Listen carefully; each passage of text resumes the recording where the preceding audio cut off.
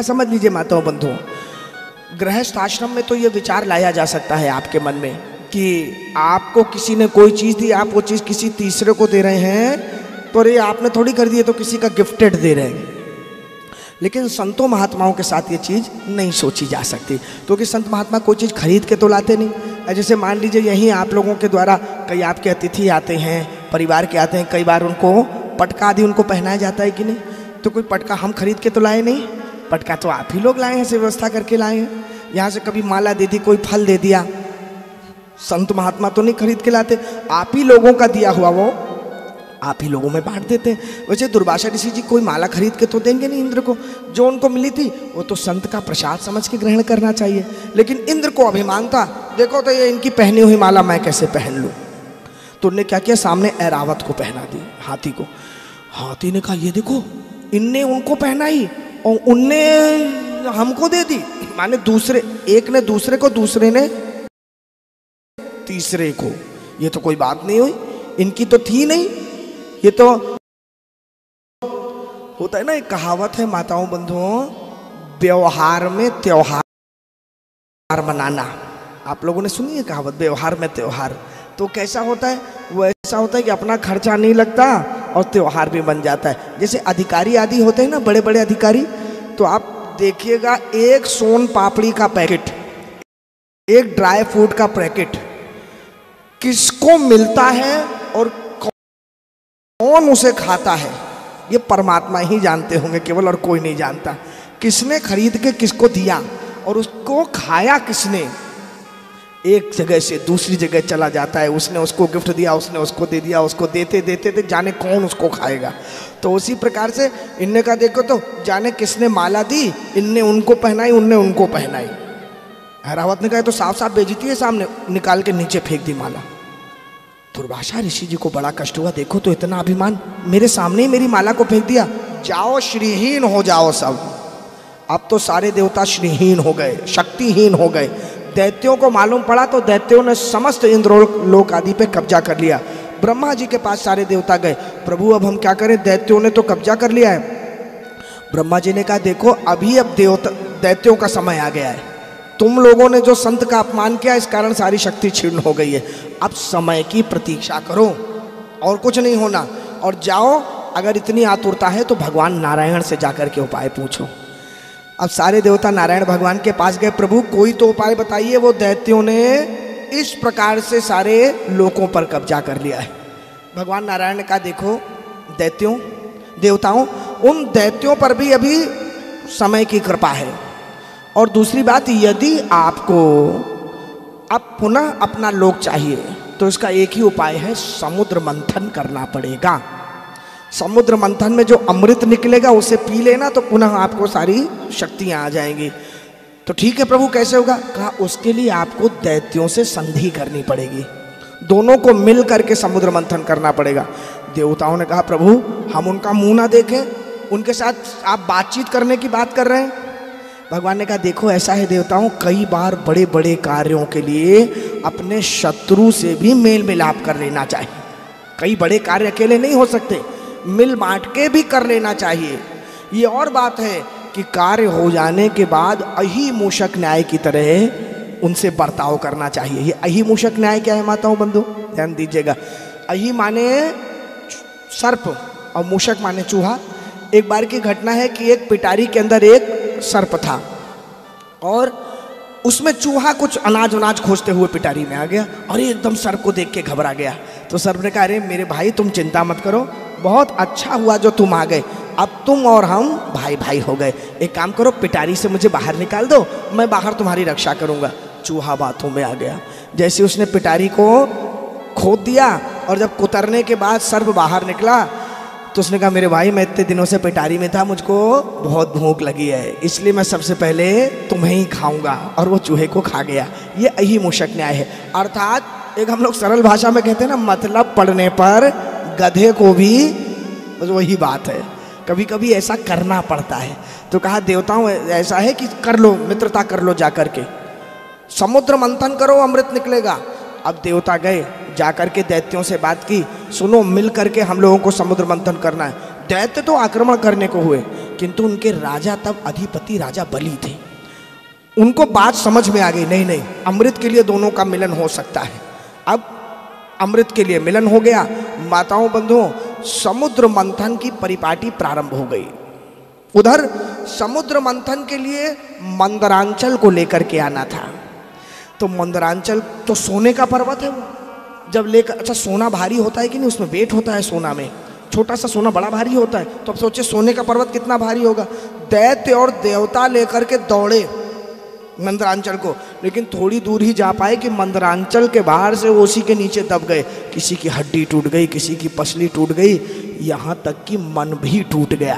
व्यास जी लिखते हैं हड्डी पसली टूट जाए कोई बात नहीं, मन टूट गया तो सब बेकार है। भगवान को लगा देखो तो अभी कार्य प्रारंभ नहीं हुआ और मन टूट गया, इससे बड़ी और क्या बात हो सकती है। एक बात समझ लीजिए, मन में यदि उत्साह है तो कठिन से कठिन कार्य भी आसानी से हो सकते हैं, और यदि मन में उत्साह नहीं है तो आसान कार्य भी आपको पर्वत की तरह लगेगा। उत्साह आवश्यक है। हनुमान जी ने कहा था ना, होई है काज मोहि हर्ष विशेखी, लंका में जाने के लिए, समुद्र पार करने के लिए तो उत्साह आवश्यक है। अब सबका मन से उत्साह ही समाप्त हो गया। भगवान ने कहा ऐसे नहीं चलेगा। तो भगवान स्वयं गरुड़ भगवान पे बैठ के आए और मंदरांचल को ले जा करके उन्होंने समुद्र में रखा। जैसे ही समुद्र में मंदरांचल को रखा तो अब मथानी तो बन गई, नेति कौन बनेगा, रस्सी जिससे मथा जाएगा। तो वासुकी नाग से कहा गया आप नेति बन जाओ। और वाह, ये कोई बात हुई, हम पिसे, हम अमृत लो तुम लोग। तो उन्होंने कहा चलो कोई बात नहीं, तुमको भी अमृत दे दिया जाएगा, लालच दिया गया वासुकी को। तो नीति बनाई गई। अब उधर माताओं बंधुओं, जब पकड़ने की बारी आई ना, तो दैत्यों ने कहा ऐसा है भैया, हमको तुमने पूंछ पकड़ा दी, हम पूंछ नहीं पकड़ेंगे सर्प की, हम तो मुख ही पकड़ेंगे, हमें भी शास्त्रों का ज्ञान है, वेदों का ज्ञान है। देवताओं ने कहा देखो तो कैसी जिद है, आप ये बताइए कि सर्प का मुख ज्यादा खतरनाक होता है कि पूंछ ज्यादा खतरनाक होती है। अरे मुंह ज्यादा खतरनाक, फन वहीं से चलता है, लेकिन अब जिद है, कई लोग होते हैं कि मेरी जिद पूरी होनी चाहिए चाहे वो अच्छी हो या बुरी हो। तो दैत्यों ने कहा नहीं भैया, हम तो मुंह पकड़ेंगे। भगवान उधर से दैत्यों को लेकर के पूंछ की तरफ आ गए। दैत्यों ने मुख पकड़ लिया। अब प्रारंभ हुआ तो वासुकी को थोड़ा सा दर्द हुआ, तो माया के द्वारा उसमें निद्रा का संचार किया गया। जो आज के युग में डॉक्टर्स एनेस्थीसिया देते हैं ना ऑपरेशन में, समझ लीजिए वो एनेस्थीसिया दिया गया, तो एकदम वो सो गया। अब मंथन प्रारंभ हुआ। जैसे ही मंथन प्रारंभ हुआ तो मंदरांचल नीचे जाने लग गया। भगवान समझ गए विघ्नराज की करतूत है, तो कश्यप भगवान का अवतार लेके उन्होंने नीचे से मंदरांचल को संभाला। अभी भी मंथन नहीं हो पा रहा, दैत्य और देवता दोनों सामर्थ्य नहीं, अजित भगवान का अवतार प्रभु ने लिया और स्वयं ही दोनों तरफ से मंथन करना प्रारंभ किया। कहने का अर्थ है कि मंदरांचल को लाने से लेकर के और मंथन करने तक सारा कार्य भगवान ने किया। फिर भी आज हम लोग आज तक क्या कहते हैं, समुद्र मंथन देवता और दैत्यों ने किया। जिस प्रकार से हमारे जीवन में जन्म से लेकर के अंत तक सारे कार्य भगवान के द्वारा संचालित होते हैं उनकी कृपा से, लेकिन हम लोग क्या कहते हैं बार बार, ये मैंने किया, ये उसके सहयोग से हुआ, ये ऐसे हुआ, जबकि करने कराने वाले सब परमात्मा है माताओं बंधुओं। तो क्या हुआ, समुद्र मंथन प्रारंभ हो गया। तो जब प्रारंभ हुआ तो सबसे पहले क्या निकला, हलाहल विष। जैसे ही विष निकला तो सारे लोग भागे, विष तो प्राण ले लेगा। तो माताओं बंधुओं, उस विष को किसको दिया जाए। सारे देवताओं ने सोचा कि इस विष को तो केवल हमारे भोले बाबा ही ग्रहण कर सकते हैं। सब लोग महाकाल बाबा के पास गए, प्रभु ऐसा है कि ये हलाहल विष आप ही पी सकते हैं। देखिए क्या सुंदर बात। भगवान शंकर ने कहा अच्छा इस विष को पीना है क्या।